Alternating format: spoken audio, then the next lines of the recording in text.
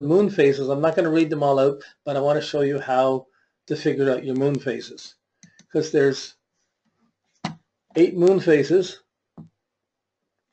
They go around. Each phase has a different meaning. There's you have the 8 stations of them in the full moon. You have the new moon, the crescent, the half, the gibbous, the full moon, the gibbous, the half, the crescent, the new moon.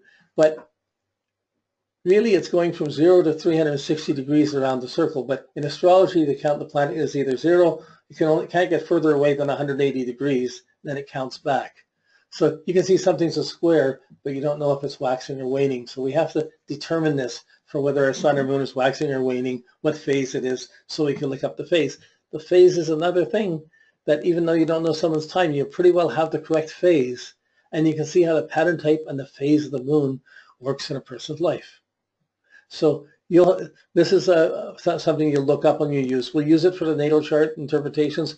We'll use it when we get to progressions in a much deeper way. So, like it's just showing the phases 0 to 45 degrees from the new moon to 3.5 days after the new moon. And it gives you the position. So you have to find out what aspect your sun and moon is in. And you see what phase it's in. It'll go up to the waxing crescent, waxing half moon. Then there's the waxing full moon phase going up to the full moon. And then it becomes the waning. After that, then you have the waning. Then it starts waning. It gets from dark to bright, bright, bright to the full moon. Then it goes back to dark, dark, dark. These measure the high tides of the moon measures the high tides of the seas. And in fact, as the moon goes overhead, it pulls the water up from the earth through the stems of plants, and it's what keeps things growing. So the moon's necessary for a woman to have her 10 cycles of the moon to have a full-term pregnancy. I mean, in fact, for all this stuff going out in space, it's very likely that a woman could not conceive and carry full-term a baby when there's no moon cycle. So this spins off to many other ideas, but essentially we're looking at a natal chart. You want to see what the phase of the moon is. And you need to know whether it's waxing or waning, because from the waning, you see it going from, you'll see it going 180, 35, 135 down to 90. It's going back in numbers to getting smaller and smaller till it gets back down to 0. At the waning new moon phase, it's going down to the new moon where you can't see it. That's the high tide of the month. So these are the 8 moon phases. You need to print these out and just use them. But I want to bring up some other drawings to show how you can look these things up. Okay, so I'm just looking at chat, no messages, so I'm assuming we're doing okay for now. Everybody's still with us? Yep, okay, good. We'll have time to maybe ask some questions after, but I just want to get through all the main material first. So we'll start it from here. So here we'll see a chart. Here's my chart, has the houses on it, has the pattern type drawn in, and we started. So that's what we've talked to up till now. We see the bowl chart, all the planets are on one side. Now, sorry, I gotta keep moving this.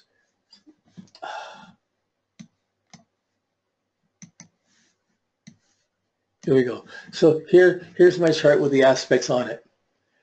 So now, it's simple enough to find out what phase of the moon it is, but first you have to decide, is it waxing or is it waning? Is it coming from the new moon when the sun and moon are together in the same sign and moving away? Is the moon moving? The moon moves faster, so the moon will be moving away from the sun till it gets to the full moon at the opposite side of the chart. And then after the full moon, it starts waning and getting less bright and moving back, catching up to the sun. So one is moving away, the waxing half of the chart, the moon is moving away from the sun for half. And the waning chart, the moon is moving back to come close to the sun again. And the main point it pivots around is the degree of the sun and the same degree in the opposite sign. So when you just look at chart, well, the drawings are here, so we'll do this. First, you have to find your sun. Here's my sun here in Libra, 23 degrees. Okay, so I know it's below the horizon. I can see it's there. I see it's in Libra. There's the moon. The sun, I mean. There's the sun. So from there, you're going to have to see where's the other half of the chart, which is the other degree on the opposite side. So you draw an imaginary line. You can just take a ruler or draw an imaginary line to the same degree on the opposite side. I really exaggerated this, but you got the sun, you draw a line from the sun, or you imagine a line to the exact degree on the opposite side. This is how you have to think to figure out the phase of the moon. Okay, so your sun could be anywhere in the circle, in any sign, anywhere around it. So the arrow could point different ways, but it's always from your sun to the exact opposite sign, same degree. So you're seeing that line on a chart. Okay, now, if the moon were at the exact opposite point, you would be born at the full moon. If the moon was right together with your sun, you would be born at the new moon. So, but from the new moon, the idea is if you look at the sun and you're looking clockwise in the chart, counterclockwise, you're going the opposite way of the hands of the clock. The planets move in the zodiac counterclockwise. If you're looking counterclockwise, the moon will move counterclockwise. So it's past the sun, it moves along, although if it's anywhere on that half of the chart. Let's go to the next one here. So here it's marked half of the chart from the sun all the way around to the opposite point we drew. If the sun's on that side of the chart, of the sun, counterclockwise, you can't say right or left because it can be upside down, it can be turned any which way. So you have to look at this and say, from the sun, counterclockwise, it's going the opposite way of the hands of a clock. If the moon's on that side, then it's moving from the sun, away from the sun. It's a waxing moon. That would be the waxing moon, the waxing crescent, waxing half, waxing gibbous, up to the full moon, which would be at the exact opposite point. So that's the waxing, going from 0 up to 180 degrees. If the moon's on the other side is looking from the sun, you're looking clockwise. Imagining it going the way the hands of the clock are going. If it's on that side, then it's catching up to the sun. So you get to know this in a lot of ways because Taurus, Gemini, Cancer, Leo, Virgo, Libra, all of those signs would be catching up to the sun at the end of Libra. But if it's in Scorpio, it's moving away from it. So, but this is from the sun going clockwise in that half of the chart. If the moon's in that half, it's waning. So then once you've determined this and you're looking like this, whoops, sorry, wrong one. Where am I here?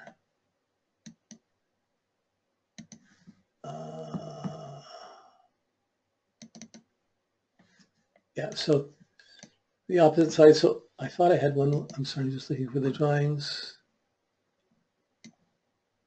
Okay, missing it. Well, on mine, you can see at about 11 o'clock, you can see how my moon is up in Cancer on this half of the chart, on the half that's going clockwise from the sun. So my moon is actually in Cancer. It's going to catch up Leo, Virgo, Libra, and catch up to the sun somewhere here, whether in Libra or in Scorpio. It'll catch up for the next new moon. So this shows the phase it shows that I'm in the waning moon phase. So once you know waxing or waning, you can look at the aspectarian and see what aspect, how many degrees or what aspects is between the sun and moon. And once you see how many degrees the sun and moon is apart, you can then go look at which moon phase and see which fits in. So what you're looking for is the number of degrees between the sun and moon, the aspect. And it's a simple way to calculate it. With one planet, you see which way the planet's going. In this case, here's the moon, it's the sun. You see the shortest way. So I'm going to count from the moon to the sun. So I'm going to take the moon's position, 19 degrees, to the end of the sign, it's 11 degrees. Then it's going to be add 30, so that's 41 for Leo. Add 30, which takes up to 71 for Virgo. And then it only goes up to 23 degrees of Libra. So then I add the 23 to the 71, I end up with 94 degrees. So my moon is at 94 degrees waning. So you would look up and you would go see that it's in the waning gibbous phase. You would see in the phase between 135 and 90 degrees waning. Okay, so I know that's a lot. You're going to have the video to go over this. So I just need to explain it. We're going to take some example charts and look at them, different famous people's charts, and try and see the pattern type on the moon phase. But for your own chart, the sun might be at the top and the arrow may be pointing down. or, you know, it could be exactly opposite ways. So you have to get used to, no matter where you are in the circle, you find the sun, you draw the line across it, and you look to see if the moon's going counterclockwise, if the moon's on the counterclockwise half or on the clockwise half. If it's on the clockwise half, even though I'm saying it's clockwise, the moon is coming back to catch up to the sun.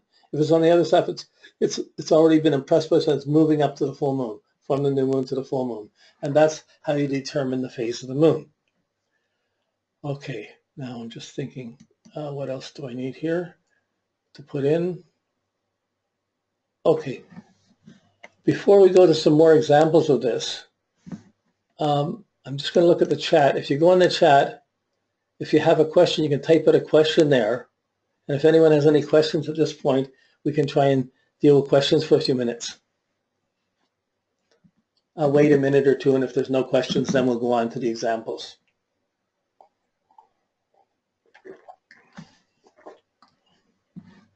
I can't calculate years for you here, but you should be able to get it.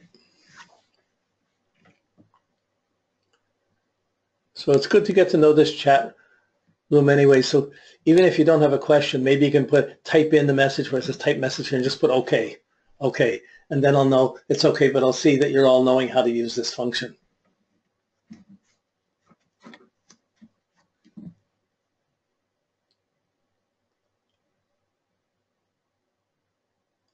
Okay. So you go down to you click on, there's a little, at the bottom, there's a bunch of things: dashboard, attendees, polls, questions, handouts, and chat. If you click on that thing of chat, it'll open up the chat section. And you can type a message in there and everyone will see it. So that can be done during a session, and I can be talking and I don't have to deal with it right away, but we'll see it. Somebody please type okay so they see that you got it working.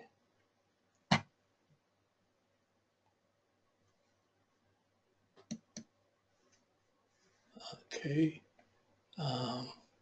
everyone's still here. Click on the arrow for chat. Okay, I'll type one.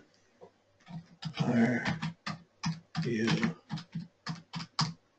there? I just send. So now you'll see on chat, the chat should open up and you should see my little question, are you there?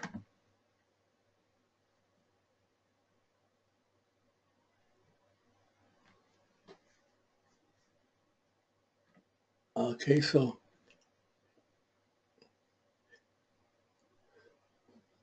but this is going to be our main form of communication back and forth through the webinar, so you can ask questions and I can respond to them. It's a good thing because you can see me, I can't see you. I'm still talking blind just to the content. So I have to assume I'm going at a right speed talking to you. If you miss something or something's not there, you can say, hey, wait, what's happening? And I can fix it. Okay, so no one's figured it out yet, or isn't writing, no one's writing the okay as a message. And I'm not going to wait any longer on this.